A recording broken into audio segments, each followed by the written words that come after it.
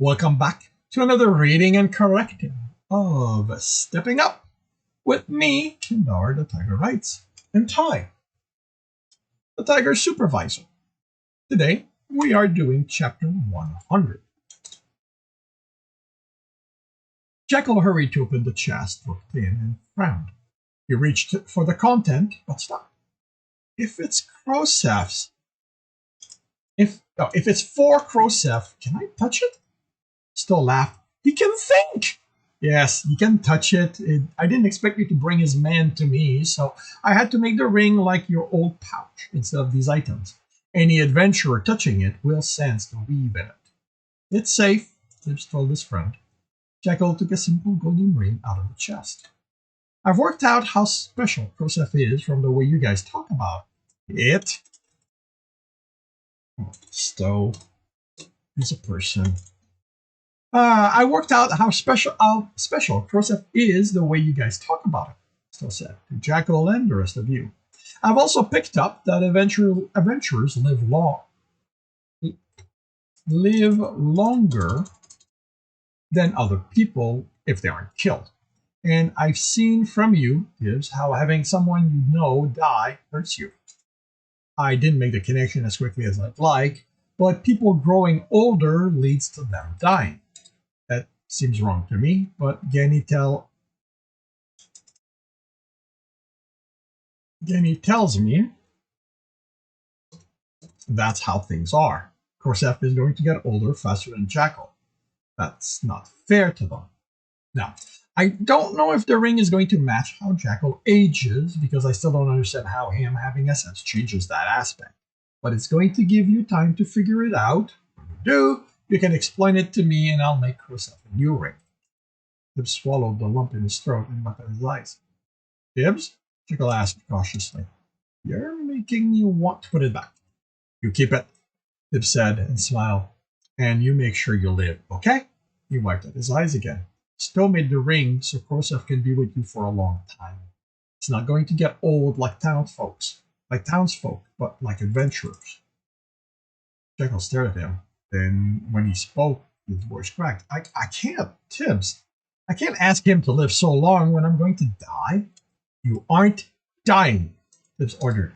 I'm a runner, Jekyll snapped. If I survive this, then... And don't you dare go easy on me because of my man, he told the ceiling. I'm going to be indentured to the guild. I'm not one of those heroes the bards sing about. I'm the kind of adventurer the guild throws at monsters to slow them down while other heroes get ready. I'm the kind that gets eaten. Then you get better, they said, glaring at him. You stop playing at being an idiot so the guild knows to keep you alive.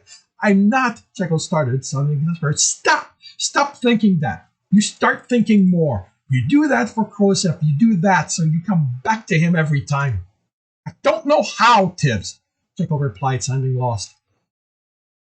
I fought against that for so long. I don't know how to be that anymore. That's who my father wants me to be. He wanted me to learn and to do and to rule. I fought all that because that was the only way I knew how to hurt him. Doesn't matter anymore, Tibs said. This is for Krosef. I'm going to help you. Best placed a hand on the fighter's shoulder. We're all going to help. Convincing Jekyll to leave most of the loot out of his pouch for the guild to get proved to be easy. He nodded and took what was in it,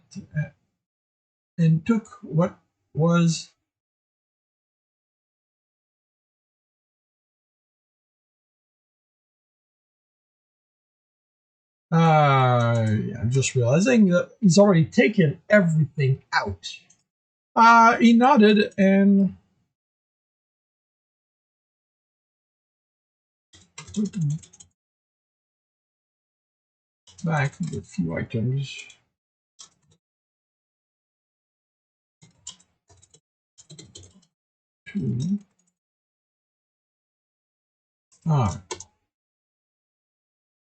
Convincing Jekyll to leave most of the loot out of his pouch for the guild to get proved to be easy. He nodded and put back the few items the others told him to with one hand, while never taking his eyes off the ring. The only thing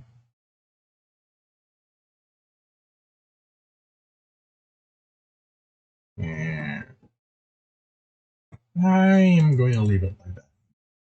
The only thing that went in were the ring and Mez's quiver. Because, yeah.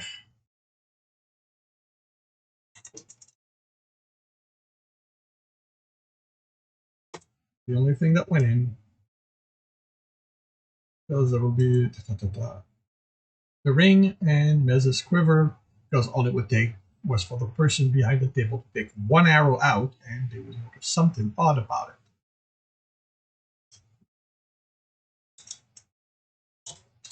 Jackal.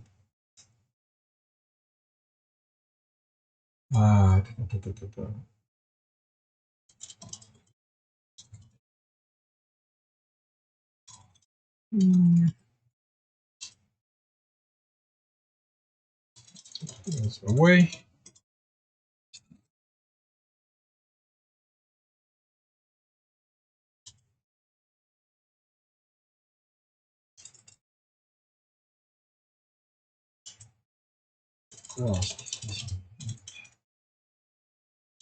Pack.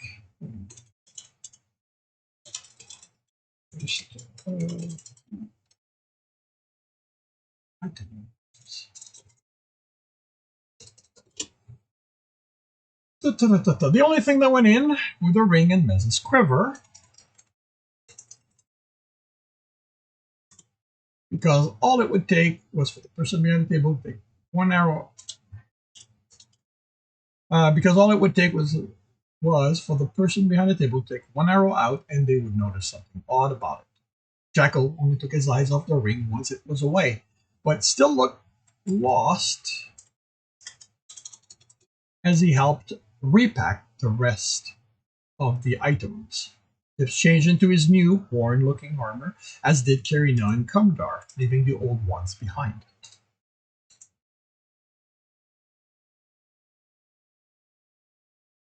And this may need a scene break, but it feels weird for just a paragraph. It was a man behind the table this time, young-looking but tired. His ash-gray eyes looked less full than many, as with just about every one of them, he barely glanced away from the items they placed on the table to the cover. Anything without essence was theirs to keep, and they didn't need anything with essence, so I'd given them out. And they didn't need anything, still I'd given out as loot that had essence. Tib was worried that if they no longer needed to keep anything, the guild would get suspicious, but that was a problem for their next run. Now, his pressing concern was Jackal and how un-Jackal he was, being so subdued. As soon as they were away from the table, he took the ring out of his pouch and turned it into his fingers. Turned it in his fingers. He only put it away again as Tibs opened the door to the inn. Jackal trailed off. Tibs wasn't sure he'd ever seen his friend looking this uncomfortable. Can you all wait out here?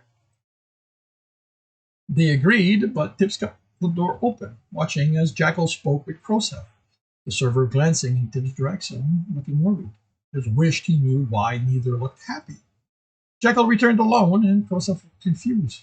I need a drink, the fighter said, and walked away from the inn. Tibs opened his mouth, but Kumdar placed a hand on his shoulder. Tibs looked at him, expecting an explanation, but the cleric was watching Jackal. Only when he entered the cracked tankard tavern did he speak. He needs time. Time for what? Tibs asked. And the ale there's terrible. Why does he look like he's about to tell Harry about the pit? And why did he leave Krosef behind? Because, Tibs, it is my belief that our esteemed leader is doing something he has never done before. Tibs waited and waited, and as he opened his mouth to tell the cleric what he thought of his games, Kumdar said, Jackal is considering the consequences of his actions. Okay, Krosef demanded as he slammed the door to the warehouse shut. What the fuck is going on? The anger on his face turned to confusion as he watched him. Tibs couldn't muster the enthusiasm he had earlier, now that he understood some of Jackal's concern. Tibbs hadn't considered all the consequences of giving Korsef the ring, now that none of them had, except Jackal. He couldn't claim it was a lucky find, not his man. That meant he had to tell him about the dungeon and how Tibbs could talk with him, how Stow had made the ring for him specifically. Korsef knew about Tibbs's elements since he had been key in helping him learn to handle them, but Stow had never come up among that. It had always been about Tibbs. Look, Korsef said, we're remixing in with the annoyance on his folks. No one died, so unless you're about to tell me Tibbs can't fix what's in the process of killing you right now, you better start talking. Because that be patient speech you gave me earlier has just stopped working on me. Server was glaring at Jackal, fist shaking. The fighter took one of them in his hand and led Korsef to a crate he'd arranged earlier. He sat on the one facing it. Tib stood on Jackal's right, with Karina and Mez and Komdar on his left. Korsef looked at each of them before focusing on Jackal again. Some things happened, Jackal said, then faltered, swallowed. I wanted Tibbs to be the one to tell you because he's better at talking than I am, but a certain someone put her foot down and said I had to be the one to do it. Karina rolled her eyes at the accusation. There's things you need to know, but you won't be able to talk about them with anyone but us. I know about this element, Jackal, Korsef said with a forced chuckle, which immediately died. So this is something else. The next chuckle was nervous and went on too long. Are you about to tell me you took over the guild and you want me to give up working at the inn? I'll never do that. I never asked you to give that up, Crow. You know that. Korsef took Jackal's hand in his. Then what is it? You know you can tell me anything, right? Jackal's nod was unsure. It's about Tibbs and the dungeon and us too. Really, it's complicated. Korsef's smile was simple and sweet. Tell me, and I'll do what I can to uncomplicate it. I love you so much, Jackal whispered. That I know, Korsef replied. Jackal let out a breath. Tibbs talks to the dungeon. Korsef took a few seconds to process that. You mean like he talks to your sister's dog? Piss, no. Those are just beasts. The dungeon, it can think like you and me. Well, you anyway. We all know how great I am. We all know how great I am at the thinking. But the dungeon, it can think. It has a name, and it's a person. No matter what the guild or the bards claim, it's a person. Crow, with feelings and rules and things it wants. It's not an animal. And you can talk with it? Korsef asked Tibbs. It's my element. It lets me do that. We don't know why. Korsef nodded. So you've been able to do that for a while. Look at Jackal. You didn't tell me then. You tell me that when you told me the rest. If you're telling me now, something's changed. We didn't mean to keep it from you, Jackal said defensively. We just never thought about it. It's okay, Korsef replied reassuringly. I knew there'd be stuff you wouldn't be able to tell me or want to. I knew there'd be stuff you wouldn't be able or want to tell me about. I mean, you did tell me a lot the guild can't want you to. And Jackal forced a smile. You remember that day I came back from the run all pissed and I didn't want to talk about it? Korsef nodded. It's the one time you looked like you didn't have fun on your run. The dungeon, Stow, that's his name. That's its name. It did something hurtful. Not just tried to kill us, but something that hurt us here. Jackal tapped his heart. It didn't mean to, but that didn't help. On the next run, it and Tibbs had a talk. I can't hear it, only Tibbs does, but Tibbs told us. The dungeon was hurt that it had hurt us. It kind of likes Tibbs and us too by association. So after Tibbs explained why it hurt, it didn't know how to keep we call them people golem, not have it hurt us again. Tibbs said, I can tell you everything we talked about then, but it can wait. What you have to know is that as a result, me and Carrie know how to come up with a way to do it. But you can't talk with it, Korsef said. It hears what we say. We're inside it. The inside of the mountain, is like its body, and it can change it. When it pays attention to a place inside, it sees and hears what happens. It's like watching Tibbs a lot It likes watching Tibs a lot because of how clever he is. It keeps trying to stump him. It likes watching me too, Jekyll straightened as he said that, and his smile turned silly, but for other reason. Joseph narrowed his eyes, but before the accusation Tibs expected came out, it turned into a frown. It likes watching you destroy its creature? It likes trying to kill me, Jekyll replied, puffing his chest out, leaned in and lowered his voice. I gotta fight it. Are you always fighting it? It's his creature you're beating. No, I got to fight it directly. It made a golem and it put itself in it, and Jekyll shook his head and smiled ruefully. I'll tell you later. But yeah, me and Kirina helped it, and it promised us a reward in return. That's the day you were so happy coming back from your run. Joseph grinned. Jekyll narrated. Yeah, don't tell those all the things I did to you because of it. Oh, I know better than to start talking about what you can do with that tongue of yours and living, Tibbs announced with a groan. No, you're not, Jekyll replied with a chuckle. We got our reward today. The dungeon made something for you, too.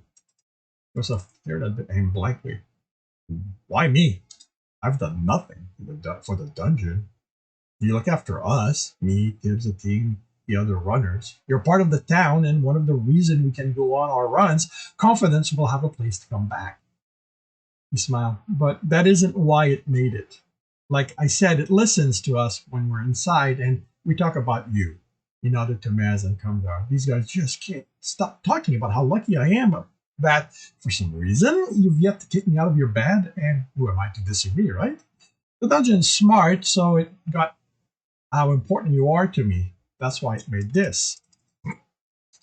Jekyll reached into his pouch, and his hand was in a fist when he took it out. His expression grew serious. Thing is, this comes with consequences. Not from the dungeon, he hurried to add as Joseph's expression darkened. It wouldn't do that. It's about us. If you accept this, Crow, things are going to have to be different between us. I'm going to have to make changes. You don't need to change. Jekyll, you know that, right? If whatever you're holding is going to force that, then I don't want it. It's not forcing it. Not the way you mean, at least. I love you, Joseph. You helped give me a reason to fight the dungeon hard. Do not let this mess I made of myself drag me down. But I never made you a promise because deep down I knew something I don't think you realized. Jekyll took a breath and let it out. I'm a runner. I'm going to be an adventurer. I talked with those who guarded us when we arrived, my instructors, and some who work at the guild building. The one thing I got from all those talks is that what we have, you and me, it never survives. You're going to grow old, and I'm not, at least not like you. Unless the dungeon kills me, or one of the creatures the guild sends me to fight does. I'm going to live decades, or maybe centuries. You've heard the bards and their stories of adventurers fighting for always. They aren't all made up. Knowing that, I decided I was going to be the one to die first, while you were in my life. I know it would hurt you, but you don't know what losing you will do to me, bro. My family is real small. You're the only one in it that's not going to be killed by some creatures or the dungeon. So I was going to enjoy my time with you as hard as I could because it wasn't going to last that long. It wasn't going to last long. Joseph placed a hand on Jekyll's fist. This changes that? Jekyll hesitated and opened it, revealing the golden band. The dungeon doesn't know how long it's going to be, but if you wear this, you're going to live a lot long. You're going to live a long time. You're going to be like an adventurer that way. If you take it, I'm going to have to stop thinking about dying and start thinking about winning all my runs. It's going to have to be about more than just proving I'm better than the dungeon or about all the wonderful loot I can get out of it. Bro, if you take this, I'm going to have to start fighting for you. Joseph looked at the ring for a long time. Are you sure? He finally asked. It was startled. This is me, Crow. I only do sure if my fist's about to hit something. But I don't care about being sure. I care about you being in my life. If you take this, I promise I will do everything in my power to come back to you every time. Joseph gingerly took the ring. Then, Jekyll, I accept. And this concludes chapter 100 of Stepping Up. If you are enjoying this, please leave a like. If you want to know when the next one is going to be up, subscribe and hit the bell. If you want to read the story, it's available on Royal Road for free. If you want to support me and read ahead of Royal Road, we are, depending on the tier, you're up to 9 chapters ahead on Patreon. And if you want to listen to me fumble my way through these live, it's every Tuesday morning, 8 a.m. Eastern Time on Twitch. The links are in the notes. And with that, I shall wish you a good day.